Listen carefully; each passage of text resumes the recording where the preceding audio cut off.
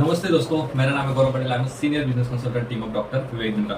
तो हमारा आज का टॉपिक है कि हम जब भी मार्केट में जाते हैं, नए नए कस्टमर से मिलते हैं, उनकी फिजिकल कंसल्टिंग लेते हैं, उनकी शॉप पे जाके जो कौन कौन से प्रॉब्लम आती है, उन प्रॉब्लम को किस तरीके से आपको टैकल करना है, क्या क्या क्वेश्चंस कस्टमर्स के आते हैं और उन क्वेश्चन को किस तरीके से आपको सॉल्व करना है, इसके बारे में डिटेल में हम जानने वाले हैं। तो जब भी आप मार्केट में जाते हो, मार्केट में कस्टमर से मिलते हो, तो आपको नया नया एक्सपीरियंस नहीं रहता, क्या बात करनी है आपको ये पता नहीं रहता। तो आप एक चीज करना, जब भी आप मार्केट में जाओ, तो मार्केट में जब भाई आप जाते हो तो मेक श्योर करना कि आप छोटी से छोटी शॉप को मिलो, क्योंकि जब आप छोटी से छोटी शॉप को मिलते हो तो आपका कॉन्फिडेंस बूस्ट होता है। आपको जो छोटी शॉप वाला है वो आपकी तरह लगता है।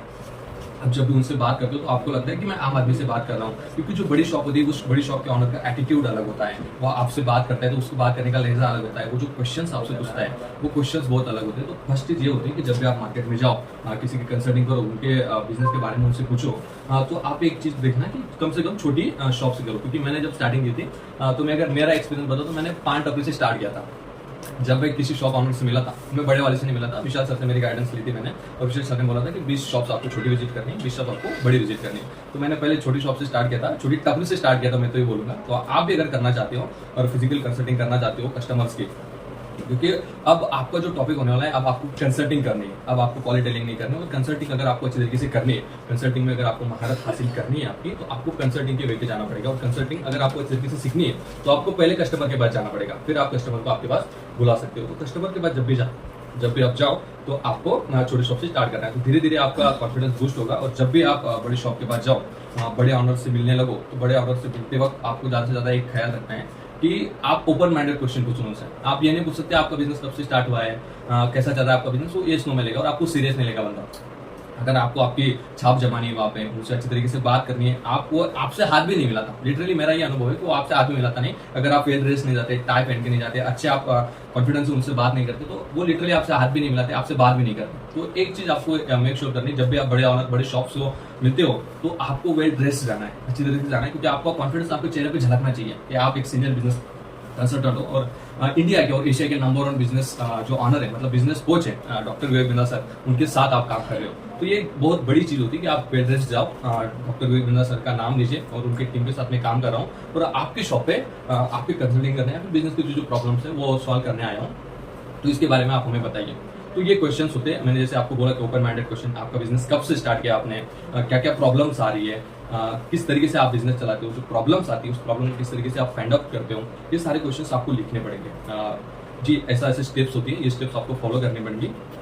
और एक चीज जो सबसे इंपॉर्टेंट होती है, वो होती है आपका, जब भी आप शॉप के ऑनर के पास जाओ तो हमारा जो पहले 30 से 40 सेकंड का जो वक्त होता है, वो आपको मेक श्योर करना है कि ज्यादा से ज्यादा वो कस्टमर बोले।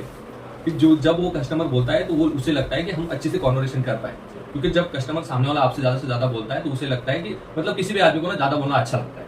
तो जब आप ज्यादा से ज्यादा सामने वाले कस्टमर से कम बोल के सामने वाले से ज्यादा बोलवाओगे तो आपकी छाप छूटेगी। उसे लगता है कि एक अच्छा आदमी से बात कर रहा हूँ और अच्छे कंसल्टेंट से बात कर रहा हूँ। तो ये सारी चीजें थी। और ज्यादा अच्छा होगा कि आप लोग अगर क्वेश्चन पूछेंगे, मुझे बताते हुए मजा आएगा कि आप अगर क्वेश्चन पूछेंगे, कॉन्वर्सेशन अच्छी लीड होगी कि क्या क्या प्रॉब्लम्स आती है। मतलब जो भी आपके मन में सवाल है वो आप मुझसे पूछ सकते हो, ताकि मैं अच्छे से उनका जवाब दे पाऊँ।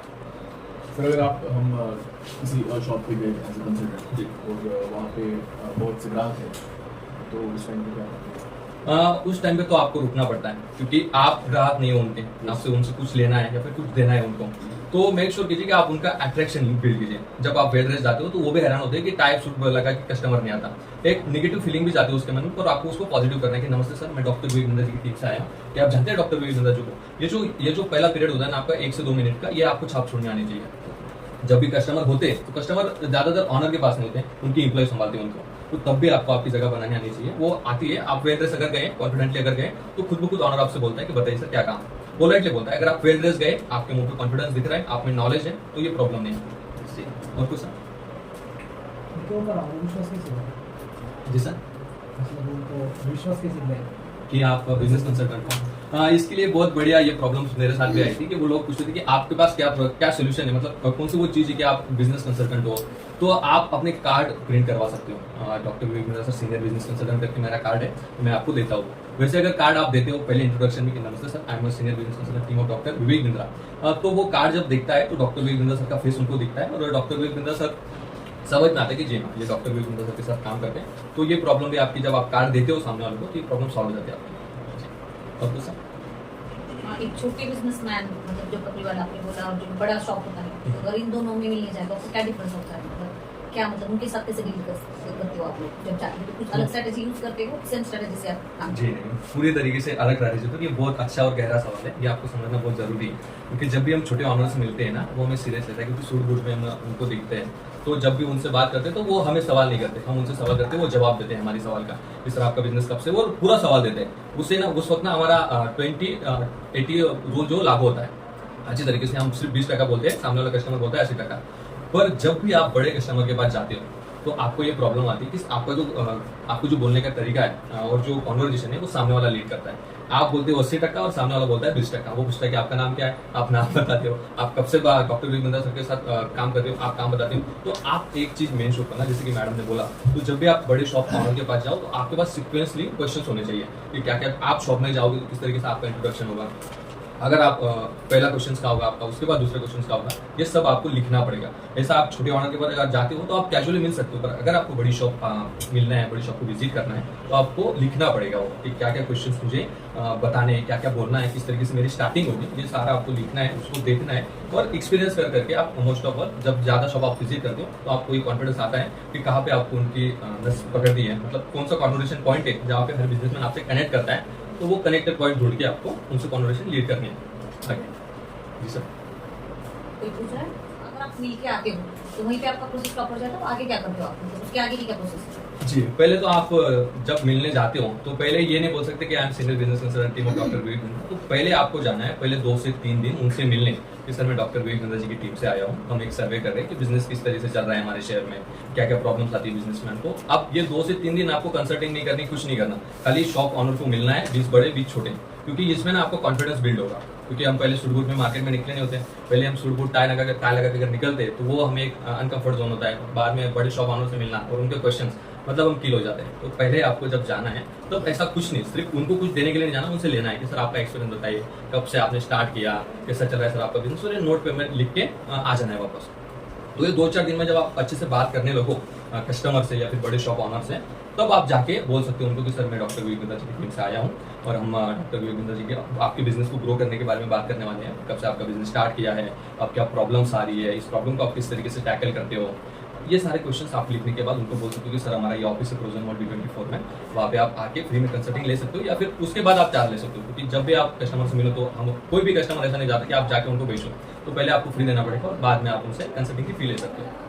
तो इससे टिप्स होती है। ये जो इन्फॉर्मेशन उनसे आप सारे निकालते हो तो उसका यूज आप किस तरीके से करते हो? तो उस जो इन्फॉर्मेशन आप जो पहले 2-3 दिन जाके उनके साथ बातचीत करते हो, उनसे जो इन्फॉर्मेशन निकालते हो, तो उसका यूज आप किस तरीके से करते हो? तो उसका एज अ मटेरियल आप कैसे बेनिफिट उठाते हो? जी मैडम, मेरा जो पर्सनल एक्सपीरियंस रहा है इस मॉडल में, तो मुझे विशाल सर ने एक टास्क दिया था कि अगर आपको पहले तो मार्केट में जाना है और वहाँ पे उनको पूछना है कि मेरी लाइफ में अगर मुझे ग्रो करना है, बहुत सारा पैसा और नाम कमाना है, तो मुझे कौन सी चीज़ होती, कौन सी वो स्किल होती, वो डेवलप करनी पड़ेगी मेरे अंदर। तो मेरी स्टार्टिंग इस तरीके से हुई थी। तो मैं जब छोटे शॉप्स को मिला मैडम, तो छोटे शॉप्स वालों ने मुझे बताया कि अगर आपको नाम पैसा कमाना है तो आपको सीखना पड़ेगा, अच्छी एजुकेशन लेनी पड़ेगी और आप बड़े आदमी बन जाओगे।